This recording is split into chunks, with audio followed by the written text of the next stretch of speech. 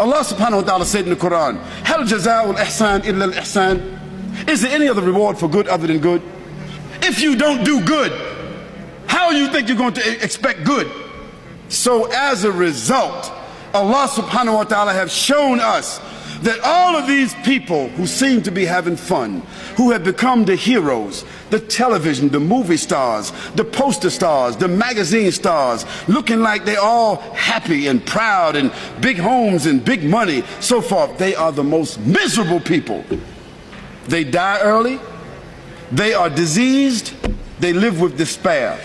They wind up lonely and living in dark places. They are the most frustrated people, and when they die, they have no legacy whatsoever. Why? Because everything that the Creator told us not to do, when we do it, it winds up with disease. You name it. If the Creator told us not to drink alcohol, what is one of the greatest diseases in the world today? If the Creator told us not to use drugs, what is one of the greatest diseases in the world today?